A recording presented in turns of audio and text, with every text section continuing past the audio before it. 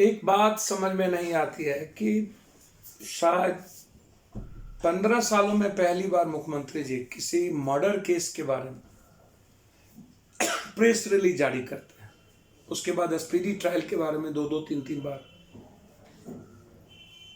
अपने आवाज में कहते हैं। पहली बार किसी हत्या के केस में सुशील मोदी 2 दिन के बाद पहुंचते हैं और किसी को नहीं बख्शा जाएगा। चलिए, लाखों हत्या के बाद सुशील मोदी की नींद जगी। आखिर क्या कारण है? कल फिर पटना में 2 मर्डर हुए, लगातार मर्डर पे मर्डर, हत्या, मासूम बच्ची का बलात्कार सुशील मोदी देख नहीं पाते हैं।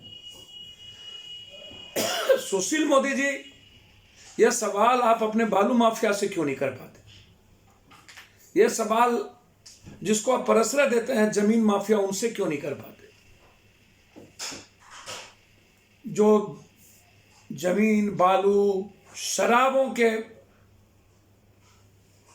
माफियाओं के बीच अपराध का नेक्सस है। क्या ये सब कवायद बड़ी मछलियों को बचाने की है? इस हत्या को डाइवर्ट करने की है? क्या यह घटना लोगों के आंख में धूल झोंकने की है? 48 घंटे के अल्टीमेटम के बाद किसी नतीजे पर नहीं पहुंचना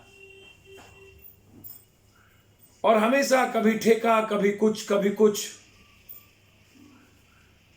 कई एसआईटी जांच का हश्र क्या हुआ? बधाई हो राजनीतिकरण करने के लिए। वैक्सीन का भी, वैक्सीन कितना आया, क्या होगा, कभी फरवरी, कभी मार्च। आम आदमी की जिंदगी, उसके लिए भी दिन तिथि तय होना, हर चीजों की मार्केटिंग। मैं सिर्फ इतना कहूंगा कि वैक्सीन की प्रक्रिया निश्चित तौर पर उन समूह के लिए होनी चाहिए जो लगातार आम आदमी की जरूरत के साथ जीती है। कोई भी कर्मचारी, जो छोटे कर्मचारी हैं, नर्सेस हैं, सफाई कर्मचारी हैं, जो गंदगी के बीच, जिंदगी के बीच जीते हैं, बिना पैसे के टीकाकरण लगे, आम आदमी तक पहुंचे। पॉलिटिशियन को इसकी जरूरत नहीं, और जरूरत हो, किन्हीं को लगाना हो राजनीति करने के लिए तो लगाएं, उसमें मेरी आपत्ति नहीं। लेकिन बिना किसी पैसे के सफाई कर्मचारी से लेकर के डॉक्टर्स, वॉरियर्स को लगे और इस पे राजनीति छोड़ दीजिए। मैं वैज्ञानिक को धन्यवाद देता हूं कि बड़ी चुनौतीपूर्ण संघर्ष के बीच आपने मानवता के लिए जीत हासिल की।